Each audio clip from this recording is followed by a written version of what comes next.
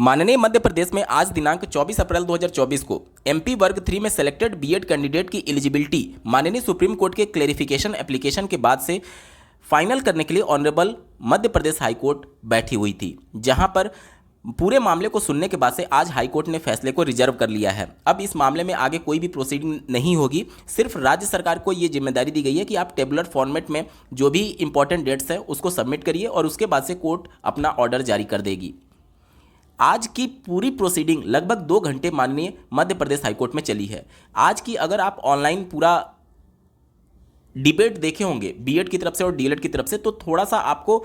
चीज़ें समझने में आसानी होगी कि मामला किस तरफ जा रहा है। अगर आपने वो वीडियो नहीं देखा है, लाइव नहीं देखा है, तो इस वीडियो के साथ अंत तक जरूर जुड़े रहिएगा, आपको काफ़ी हद तक हिंट मिलने वाला है। नमस्कार दोस्तों, मेरा नाम है नीरज, आप देख रहे हैं फिनोबिट यूट्यूब चैनल। अगर आप इस चैनल पर पहली बार विजिट कर रहे हैं तो इसको सब्सक्राइब करते हुए बेल आइकन को प्रेस करना ना भूलें। आज के दिन जो माननीय सुप्रीम कोर्ट में एमपी के क्लेरिफिकेशन एप्लीकेशन में कोर्ट ऑर्डर जारी किया गया था, वो बहुत महत्वपूर्ण रोल अदा किया है, क्योंकि इस एमपी के क्लेरिफिकेशन एप्लीकेशन पर पहले भी मैंने रिव्यू वीडियो जब बनाया था तो उसमें मैंने आपको बताया था कि एक ही चीज़ को 2 प्रकार से देखा जा सकता है। मान लीजिए ये ग्लास है जिसमें ये पानी भरा हुआ है, तो इस ग्लास को 2 नज़रिए से देखा जा सकता है। एक पर्सन इसको बता सकते हैं कि ये आधा गिलास भरा हुआ है और दूसरा पर्सन इसको बता सकते हैं कि ये आधा गिलास खाली है। इसी कोर्ट का जो जजमेंट जो 8 अप्रैल को माननीय सुप्रीम कोर्ट के द्वारा एमपी के क्लेरिफिकेशन एप्लीकेशन में दिया गया, इसको लेकर के डीएलएड वाले इस जजमेंट को अलग तरीके से पढ़ा रहे थे और बीएड वाले अलग तरीके से पढ़ा रहे थे। यानी कि एक ही मैटर को अलग नज़रिए से देखने की कोशिश हो रही है। अब जाहिर सी बात है, जो जिसके फेवर में रहेगा वो उसी तरीके से इस जजमेंट को देखेगा। सबसे पहले पूरे मामले पर अगर आप देखेंगे तो पीएस पटवालिया सर, जो कि बीएड की तरफ से एडवोकेट उपस्थित हुए थे, जो इंटरवीनर थे उनकी तरफ से वो पैरवी कर रहे थे। उसके अलावा मध्य प्रदेश स्टेट की तरफ से एजी उपस्थित हुए थे। साथ ही साथ जो पहले के एडवोकेट्स थे वो भी आज मध्य प्रदेश में बीएड का पक्ष रखने के लिए उपस्थित हुए थे। डीएलएड की तरफ से आपको ज्ञात होगा श्री मनदीप काल्ला जी और senior advocate Meenakshi Arora ma'am उपस्थित हुई थी, और साथ ही साथ डीएलएड की तरफ से गोपाल सर भी एज ए एडवोकेट उपस्थित हुए थे, जो कि सीनियर एडवोकेट हैं। अब यहाँ पर सबसे बड़ा सवाल ये था कि जो पीएस पटवालिया सर हैं, यानी जो बीएड की तरफ से उपस्थित हुए थे, उन्होंने ये कहा कि स्टेट को अपना पक्ष रखने के लिए समय दिया जाए। यहाँ पर कुल मिलाकर के ये चीज़ें हो रही थी कि फिर से एक बार डेट लेने की कोशिश हो रही थी, जिसके बाद से ऑनरेबल हाई कोर्ट ने सख्त रुख अपनाया। उन्होंने साफ तौर पर कहा कि अब इस केस में कुछ भी सुनने को नहीं है, क्योंकि एमपी के क्लेरिफिकेशन एप्लीकेशन का वेट किया जा रहा था, जिसे ऑलरेडी सब कुछ डिसाइड कर दिया है सुप्रीम कोर्ट ने। अब जो कंडीशन उन्होंने बताई हैं उसके हिसाब से हमें सिर्फ मैटर को डिसाइड करना है। तो अब स्टेट की तरफ से कौन आ रहे हैं कौन नहीं आ रहे हैं, इसका कोई खास मतलब नहीं रह जाता है। इसलिए नहीं रह जाता है क्योंकि अब कुछ भी डिसाइड नहीं करना है, सिर्फ और सिर्फ जो सुप्रीम कोर्ट ने कहा है उसको यहाँ पर इंप्लीमेंट कर देना है। अब यहाँ की कंडीशन के हिसाब से उसको किस प्रकार से जस्टिफाई किया जाएगा, इस मैटर पर सुनवाई होगी। अब यहाँ पर जब सारी चीज़ें क्लियर हो गई कि अब मामला आगे नहीं बढ़ सकता है, तो फिर मामले की हियरिंग शुरू हुई, जिसमें अगर आप देखेंगे तो लगभग 2 घंटे के आसपास आज की हियरिंग हुई है। माननीय मध्य प्रदेश हाईकोर्ट आज पूरी तरीके से इस मैटर को डिसाइड करने के पक्ष में थी। उसके बाद से जो 8 अप्रैल वाला जजमेंट है, जो कि आप अपने स्क्रीन पर देख पा रहे होंगे एमपी के क्लेरिफिकेशन एप्लीकेशन को लेकर के, इसमें जो बीएड की तरफ से एडवोकेट उपस्थित थे, इसमें उन्होंने इस मैटर को इस तरीके से समझाने की कोशिश की कि जो सेलेक्टेड बीएड कैंडिडेट हैं उनकी नौकरी बचाने के फेवर में सुप्रीम कोर्ट है। तो वो उसी पॉइंट को हाईलाइट कर रहे थे जहाँ पर बीएड कैंडिडेट के फेवर में बातें कही गई हैं। जैसे देखिए, यहाँ पर 2 पार्टीज का जिक्र किया गया था, जिसमें एक रिटेंशन का और दूसरा ऐसे अभ्यर्थी का जो कि इसको अपोज कर रहे थे। और यहाँ पर माननीय सुप्रीम कोर्ट ने जो कहा था कि देखिए, in loss of employment to those whose were already appointed as teacher in different state the strength of their BEd degree, इन सभी बातों को लेकर के लगातार जिक्र हो रहा था। और माननीय सुप्रीम कोर्ट ने इन बीएड सेलेक्टेड अपॉइंटीज के लिए जो नौकरी बचाने के लिए बात कही थी, उसको लेकर के बीएड लगातार पैरवी कर रहा था कि सुप्रीम कोर्ट भी चाहती है कि इन लोगों की नौकरी बच जाए। इसके बाद से हाईकोर्ट ने और जो उनसे क्रॉस क्वेश्चन पूछा, क्योंकि ये जजमेंट पर ऑलरेडी पिछली हियरिंग में सुनवाई हो चुकी थी, तो माननीय मध्य प्रदेश हाईकोर्ट ने ये कहा कि सेलेक्टेड अपॉइंटेड की नौकरी बचाने के लिए सुप्रीम कोर्ट पैरवी कर रही है, लेकिन साथ ही उसमें यह भी मेंशन किया गया है कि उनके ऊपर कोई भी कोर्ट ऑफ लॉ के द्वारा मैटर इम्पोज ना किया गया हो। यहाँ पर देख लीजिए सुप्रीम कोर्ट ने जो कहा था 7वें नंबर के लास्ट पैरा को लेकर के बहुत ज़्यादा जिक्र हुआ है आज के हियरिंग में। तो यहाँ पर यही बातें कही गई थी, देखिए, only for those candidate who were appointed without any qualification और condition imposed by court of law. तो इसको लेकर के आज बहुत ज़्यादा चर्चा हुआ है। बीएड की तरफ से लगातार एडवोकेट की तरफ से ये कहा जा रहा था कि सुप्रीम कोर्ट हमें बचाना चाहती है, जो अपॉइंट हो चुके हैं, तो आप हमें राहत दे दीजिए। तो उसका अपोज करते हुए डीएलएड के एडवोकेट ने ये कहा कि अगर कोई कोर्ट ऑफ लॉ के द्वारा अगर कोई इन पर कोई कंडीशन अप्लाई किया गया है तो इन लोगों की नौकरी सेफ नहीं है। उसके बाद से जो बीएड के एडवोकेट उपस्थित थे उन्होंने पूरे मैटर को इस तरीके से समझाने की कोशिश की। वही वाला मैटर मैं आपको बार बार बता रहा हूं कि आधा गिलास खाली और आधा गिलास भरा। सुप्रीम कोर्ट ने जो कुछ भी कहा है उसको अपने अपने नजरिए से बीएड और डीएलएड के एडवोकेट समझाने की कोशिश कर रहे थे। बीएड के एडवोकेट ने यह कहा कि इस कोर्ट ऑर्डर के 8वें पेज पर जब आप जाएंगे तो यहां पर यह मेंशन किया गया, देखिए, final outcome of the case which might have been instituted by them and such candidate were in regular employment without any disqualification and were appointed in pursuance of a notice of advertisement where BEd। तो BEd के advocate ये कह रहे थे कि जहां पर advertisement में नोटिफिकेशन में बीएड को वैलिड माना गया है और वहां पर अगर जो अथॉरिटी है, जो इंस्टीट्यूट है, जो रिक्रूटमेंट एजेंसी है, उनके द्वारा अगर इनको डिसक्वालीफाई नहीं किया गया है तो उस कंडीशन में बीएड वाले अभ्यर्थी एलिजिबल होंगे। सुप्रीम कोर्ट ये कहना चाह रही है। इस पैराग्राफ को समझाते हुए बीएड के एडवोकेट ने माननीय हाईकोर्ट को इस तरफ ध्यान आकर्षित किया। उसके बाद से कुल मिलाकर के उनके कहने का मतलब ये था कि जैसे कि अगर जो रिक्रूटमेंट एजेंसी है, मध्य प्रदेश राज्य सरकार के अंतर्गत जो रिक्रूटमेंट एजेंसी है, उनके द्वारा अगर बीएड को शामिल नहीं किया जाता और उनको डिसक्वालीफाई कर दिया जाता, उनके लिए सुप्रीम कोर्ट ने कहा है कि उनकी नौकरी नहीं बचेगी। और अगर वो कोर्ट चले जाते और उनको कोर्ट के माध्यम से इंटरिम ऑर्डर के माध्यम से अगर बीएड को अलाउ किया जाता और अब उनकी नौकरी नहीं बचती, ये बीएड की तरफ से एडवोकेट ने समझाने की कोशिश की है। तो यहाँ पर फिर डीएलएड के जो एडवोकेट है उन्होंने इसका अपोज किया। उन्होंने ये कहा कि इस पहले पैराग्राफ के इसी लाइन में ये मेंशन किया गया कि कोई भी कोर्ट ऑफ लॉ अगर उन पर किसी भी प्रकार का कंडीशन लगाई है तो वो भी सेफ नहीं है। अब यहाँ पर राजस्थान वाले मामले को लेकर के फिर विवाद उठा कि राजस्थान के मैटर को आप इससे कंपेयर कर रहे हैं। राजस्थान में क्या था कि राजस्थान सरकार जो थी वह बीएड को अलाउ नहीं करती है और वहाँ पर बीएड कैंडिडेट पिटिशनर के तौर पर पहले हाईकोर्ट का दरवाजा खटखटाते हैं। मध्य प्रदेश में केस अलग था। मध्य प्रदेश राज्य सरकार बीएड को अलाउ कर रही थी और इसका अपोज करते हुए डीएलएड वाले वकील एडवोकेट जो थे, माफ कीजिएगा, डीएलएड वाले जो कैंडिडेट थे वो कोर्ट का दरवाजा खटखटाते हैं। तो जो राजस्थान का मैटर था और जो मध्य प्रदेश का मैटर है दोनों अलग है। राजस्थान में बीएड को राज्य सरकार अलाउ नहीं करती है तो बीएड वाले कैंडिडेट हाईकोर्ट जाते हैं और मध्य प्रदेश में बीएड को अलाउ कर लिया जाता है, इसलिए उनके अगेंस्ट में डीएलएड वाले एडवोकेट जो कैंडिडेट हैं वो हाईकोर्ट जाते हैं। इन सब के बाद से हाईकोर्ट भी इस बात को लेकर के फोकस्ड थी कि माननीय सुप्रीम कोर्ट ने जो इन लोगों की नौकरी बचाने के लिए कहा है उसमें 2 शर्त लगाई है कि इनका जो अपॉइंटमेंट होना चाहिए वो 11 अगस्त से पहले होना चाहिए। इन्होंने साफ शब्दों में लिख दिया है कि who were appointed prior to date our judgment delivered on 11 August 2023। तो यहाँ पर 2 कंडीशन का जिक्र हाईकोर्ट ने कहा कि पहले तो उनकी ज्वाइनिंग 11 अगस्त के पहले होनी चाहिए और दूसरा उनकी भर्ती किसी शर्त के अनुसार नहीं होनी चाहिए। अब यहाँ पर ज्वाइनिंग को लेकर भी मध्य प्रदेश में 2 कंडीशन थी। पहला ज्वाइनिंग जो था वो आज की डेट में जो हियरिंग हुई है उसके हिसाब से 30 मार्च से लेकर के 15 अप्रैल के बीच में इनकी ज्वाइनिंग के संदर्भ में प्रक्रिया चली थी। ये 30 मार्च 2023 की बात हो रही है, 2023 की बात हो रही है, यानी 11 अगस्त से पहले इनकी ज्वाइनिंग हो चुकी है। और दूसरा जो ज्वाइनिंग के लिए 11 अगस्त से ठीक एक दिन पहले 10 अगस्त को मध्य प्रदेश राज्य सरकार के द्वारा 10 अगस्त 2023 को नोटिस जारी किया जाता है और इस दिन नोटिस जारी किया जाता है, राज्य सरकार के द्वारा गवर्नमेंट ऑर्डर जारी किया जाता है और इनको नियुक्ति 11 अगस्त के बाद दी जाती है। तो इस बात को लेकर के भी चर्चा हुई कि इनका नोटिस पहले आ चुका है, इसलिए ये जो दोनों ज्वाइनिंग हुई है वो 11 अगस्त से पहले हुई है और सुप्रीम कोर्ट ये कह रहा है कि अगर 11 अगस्त से पहले ज्वाइनिंग हो चुकी है तो हमें वैलिड किया जाए। ये बीएड के पक्ष रख रहे थे जो एडवोकेट थे। इसका अपोज करते हुए डीएलएड के एडवोकेट ने यह भी पढ़ाया कि 11 अगस्त से पहले ज्वाइनिंग होनी चाहिए, ये एक कंडीशन है। साथ ही साथ दूसरी कंडीशन ये माननीय सुप्रीम कोर्ट ने कहा है कि आपकी भर्ती भर्ती सब्जेक्ट टू आउटकम या फिर किसी भी कोर्ट ऑफ लॉ के द्वारा शर्त नहीं लगाई होनी चाहिए। अब पूरा मामला इस बात पर आकर के टिक गया कि क्या मध्य प्रदेश की जो शिक्षक भर्ती है वो शर्त के साथ हुई है अथवा नहीं। अब जो बीएड की तरफ से एडवोकेट्स उपस्थित हुए थे उन्होंने कोर्ट को ये अवगत कराने की कोशिश की है कि जो ये हाईकोर्ट में मामला गया, जो डीएलएड की तरफ से मामले को चैलेंज किया गया, वो जब एडवर्टीजमेंट जारी हुआ था उसके तुरंत बाद नहीं किया गया था, परीक्षा होने के बाद इनके द्वारा दावा किया गया है कि इन्होंने चैलेंज किया था। इसमें दो केस का उन्होंने जिक्र किया, श्री केसरी नंदन जी के द्वारा जो याचिका दायर की गई है उसके केस का जिक्र किया गया, और दूसरा केस था श्री विपिन जी की याचिका को लेकर के। तो यहाँ पर हाईकोर्ट को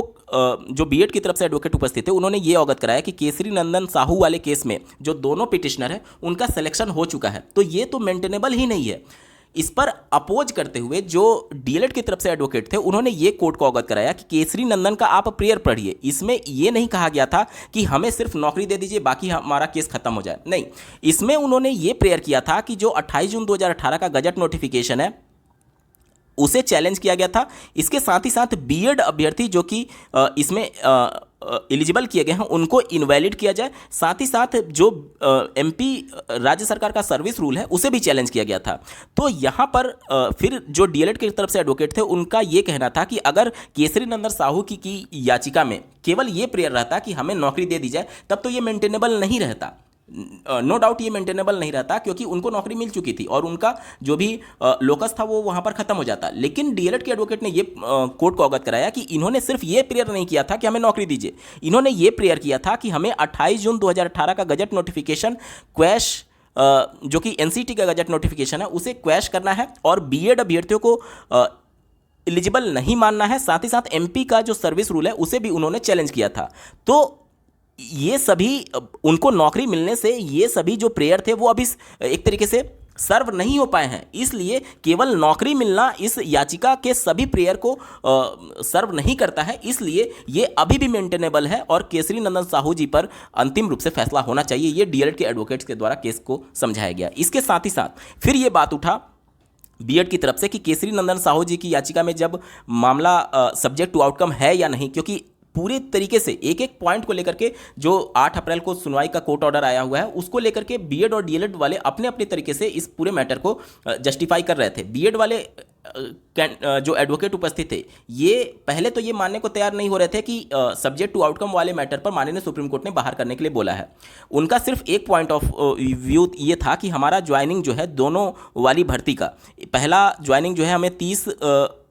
मार्च को 2023 में हमें अपॉइंटमेंट मिल चुका है जो कि इससे पहले का है, और दूसरा जो लेटर जारी हुआ था वो 10 अगस्त को जारी हो गया था जो कि इससे पहले का है, इसलिए हमारा जो अपॉइंटमेंट है वो पूरी तरीके से सेफ है, सुप्रीम कोर्ट कह रही है। उसके बाद जब डीएलएड के एडवोकेट्स ने और जब माननीय हाईकोर्ट ने खुद ये कहा कि आपकी ज्वाइनिंग भले इससे पहले हुई है लेकिन दूसरा शर्त आप फुलफिल नहीं कर रहे हैं कि कोर्ट ऑफ लॉ के द्वारा आप पर कोई भी शर्त ना लगाई गई हो, तब बीएड की तरफ से ये पक्ष रखा गया कि हमारा मैटर सब्जेक्ट टू आउटकम है ही नहीं। फिर ये हाईकोर्ट इस बात में दिलचस्पी दिखाने लगी कि आप इस बात को प्रूफ करिए कि आपका मैटर सब्जेक्ट टू आउटकम नहीं है। तो उसमें यही कहा गया कि केसरी नंदन साहू जी की जो याचिका है वो ऑलरेडी अपॉइंट हो चुके हैं, इसमें जो दोनों पिटिशनर थे, इस वजह से इसको मेंटेन नहीं किया जा सकता, मेंटेनेबल नहीं है। जबकि आप यहीं देखेंगे तो 22/7/2022 को, ध्यान दीजिएगा डेट को, 22/7/2022 को ऑलरेडी ये भर्ती सब्जेक्ट टू आउटकम हो चुकी थी। इसके अलावा डीएलएड के एडवोकेट ने कोर्ट को यह अवगत कराया कि जो श्री विपिन कुमार द्विवेदी जी का केस है इसमें जो मैटर था वो 16 जनवरी, ध्यान दीजिएगा, 16 जनवरी 2023 को मैटर सब्जेक्ट टू आउटकम हो गया था। तो माननीय हाईकोर्ट को डीएलएड की तरफ से एडवोकेट ने यह बताया कि एक तो केसरी नंदन साहू जी की याचिका में भी पूरा मैटर सब्जेक्ट टू आउटकम है और दूसरा विपिन जी की याचिका में भी पूरा मैटर सब्जेक्ट टू आउटकम है। भले ही यहाँ के दोनों पिटिशनर को नौकरी मिल चुकी है लेकिन इनका जो प्रेयर किया गया था उस प्रेयर को अभी भी सर्व नहीं किया गया है और हाईकोर्ट के अंतिम जजमेंट के बाद ही सर्व किया जा सकता है। इसीलिए ये जो पूरा इनकी याचिका थी वो मेंटेनेबल है और इसको खारिज नहीं किया जा सकता है। बार बार हाईकोर्ट बीएड की तरफ से भी जो एडवोकेट उपस्थित थे और डीएलएड की तरफ से जो एडवोकेट उपस्थित थे दोनों से क्रॉस क्वेश्चन पूछ करके ये समझना चाह रहे थे कि चलिए मान लीजिए विपिन कुमार द्विवेदी जी की जो याचिका है और श्री केसरी नंदन साहू जी की जो याचिका है दोनों मान लीजिए कि सब्जेक्ट टू आउटकम नहीं मानते हैं, तो उस कंडीशन में क्या कोई ऐसी याचिका है जिस पर डायरेक्टली ये जो भर्ती हुई है वो सब्जेक्ट टू आउटकम हुई है। उसके बाद से डीएलएड के एडवोकेट्स ने ये समझाने की कोशिश की कि जब 2022 में मामला चल रहा था श्री देवेश शर्मा जी की याचिका से संबंधित, तो उस समय सभी राज्यों में जो हाईकोर्ट में मामले पेंडिंग थे या फिर जहां पर भी मामले चल रहे थे उसमें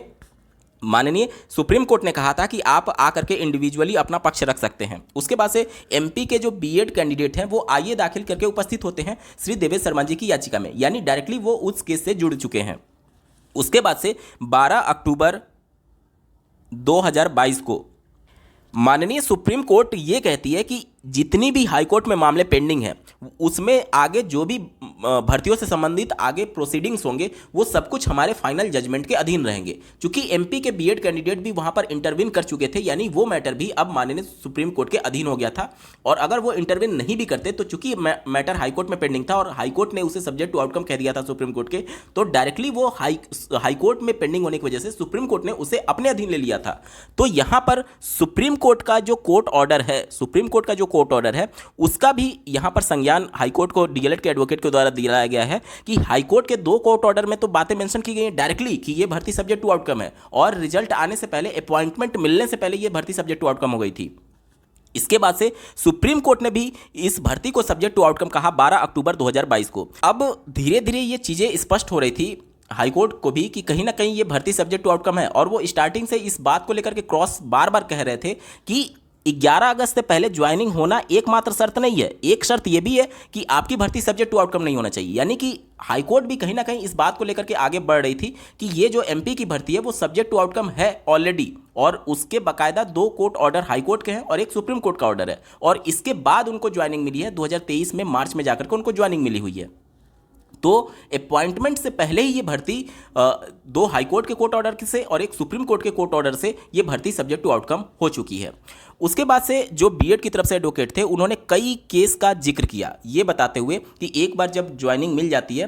तो जो शर्त होती है उसके आधार पर वो वैलिड होता है। इसको लेकर के कई कोर्ट ऑर्डर के बारे में उन्होंने जिक्र किया, और बीएड अभ्यर्थी जो अपॉइंट हो चुके हैं उनकी नौकरी बचाने के लिए पूरी पैरवी की, जो कि बिल्कुल तर्कसंगत भी है। जो राज्य सरकार नियुक्ति दे चुकी है वो जाहिर सी बात है उनकी नौकरी बचाने के लिए पैरवी जरूर करेगी। और इस पूरे मामले को एक जनहित याचिका के तहत देखने के लिए बीएड की तरफ से एडवोकेट जो थे वो प्रेयर करने लगते हैं। जनहित याचिका में क्या होता है कि मान लीजिए कि कोई भी नियम कानून अगर गलत भी है तो लोगों की भलाई के लिए हाईकोर्ट लोगों के फेवर में फैसला दे सकती है। इस टाइप का पहले भी कई बार जजमेंट आ चुके हैं। तो अगर उस तरीके से आप देखेंगे तो चूंकि यहाँ डायरेक्टली नौकरी से संबंधित मामला है तो उन लोगों को कंबाइंड फॉर्म में जनहित के तौर पर हाईकोर्ट देखे और उनकी नौकरी बचाने के लिए अपनी पावर का इस्तेमाल करके उनकी नौकरी बचाए। इस प्रकार का ये प्रेयर किया गया। इसके बाद से जो श्री गोपाल सर उपस्थित थे, सीनियर एडवोकेट जो कि डीएलएड की तरफ से एडवोकेट थे, उन्होंने कोर्ट को ये अवगत कराया कि ये जनहित याचिका कहाँ से हो सकती है। हमने आपकी एलिजिबिलिटी को पहले ही चैलेंज किया था। हाईकोर्ट ने बोला कि आप नियुक्ति कर दीजिए राज्य सरकार, और आप जो भी नियुक्ति देंगे वह हमारी फाइनल जजमेंट के अधीन रहेगा। राज्य सरकार जब नियुक्ति जारी करती है, जब अपॉइंटमेंट के लिए जो गवर्नमेंट ऑर्डर जारी करती है, उस गवर्नमेंट ऑर्डर में साफ शब्दों में लिखा गया है कि इनकी नियुक्ति जो होगी वह माननीय हाईकोर्ट के और माननीय सुप्रीम कोर्ट के फाइनल आउटकम के अधीन होगी। जो गवर्नमेंट ऑर्डर जारी किया गया था उसमें ये बातें मेंशन की गई हैं। तो जब ये बातें मेंशन की गई है, राज्य सरकार ने सभी कैंडिडेट को अवगत करा दिया, तो जब वो पहले से इन सभी चीज़ों से अवेयर है तो ये जनहित याचिका कहाँ से हो गई। ये डीएलएड के एडवोकेट ने हाईकोर्ट को संज्ञान में ये बातें लाई हैं। कुल मिलाकर के आज 2 घंटे में यही सब बातें हुई, और मुख्य केंद्र जो था वो 8 अप्रैल 2024 का माननीय सुप्रीम कोर्ट का एमपी का क्लेरिफिकेशन ऑर्डर था, और उसको लेकर के एक एक पॉइंट पर हाईकोर्ट में बीएड वाले अपनी नज़रिए से और डीएलएड वाले अपनी नज़रिए से हाईकोर्ट को समझाने की कोशिश कर रहे थे। इन सब के बाद सुनने के बाद से हाईकोर्ट ने फैसले को रिजर्व कर लिया है, और अब राज्य सरकार को जिम्मेदारी दी गई है कि आप इसके संबंध में टेबलेट फॉर्मेट में जो भी इंपॉर्टेंट डेट्स है उसको आप सबमिट करिए। और अब इसके बाद से अगर जितनी भी पार्टीज हैं वो अगर रिटर्न सबमिशन में अपने सबमिशन को सबमिट करना चाहती हैं तो वो कर सकती हैं। इस प्रकार का उनके पास फ्रीडम रहेगा। और फाइनल हियरिंग करने के साथ ही साथ माननीय हाईकोर्ट ने कोर्ट को जो भी इनका ऑर्डर था उसे रिजर्व कर लिया है, और अब ऑर्डर डायरेक्टली जारी किया जाएगा। ऑर्डर कब तक आएगा ये किसी को भी नहीं पता होता है। ये हाईकोर्ट और सुप्रीम कोर्ट स्वतंत्र है कि वह अपना ऑर्डर कब तक दे सकती है। ठीक है, जनरली देखा गया है कि 3 महीने में ऑर्डर आ ही जाता है, तो यहाँ पर कुछ करने के लिए नहीं है। जो भी हाईकोर्ट बार बार अपने वक्तव्य को, अपने स्टेटमेंट को दोहरा रही थी कि सुप्रीम कोर्ट ने जो कुछ डिसाइड कर दिया है उसी के हिसाब से, जो कंडीशन है उसी के हिसाब से हमें यहाँ पर मैटर को डिसाइड करना है। उसके बाद से जो बीएड के एडवोकेट थे वो भी अभी जो मैटर पश्चिम बंगाल वाला हुआ है उसका जिक्र करते हैं, ये कहते हुए कि पश्चिम बंगाल में भी हाईकोर्ट ने मैटर को डिसाइड कर दिया है और स्ट्रिक्टली उसको फॉलो करने के लिए बोला है। तो एज इट इज जो सुप्रीम कोर्ट ने कहा है वहीं तो उसको फॉलो किया है हाई कोर्ट ने पश्चिम बंगाल में। तो वही मैटर फिर डीएलएड के एडवोकेट ने बताया कि जब सुप्रीम कोर्ट ये कह रही है कि आप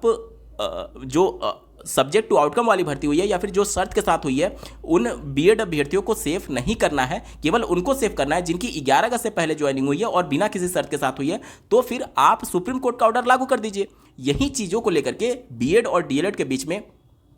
अपने अपने नज़रिए को माननीय हाईकोर्ट के समक्ष प्रस्तुत किया है। अब देखना होगा कि हाईकोर्ट क्या डिसीजन लेती है। आपको आज के पूरे हियरिंग के समराइज फॉर्म को सुनने के बाद से आपको क्या लगता है, किसका पक्ष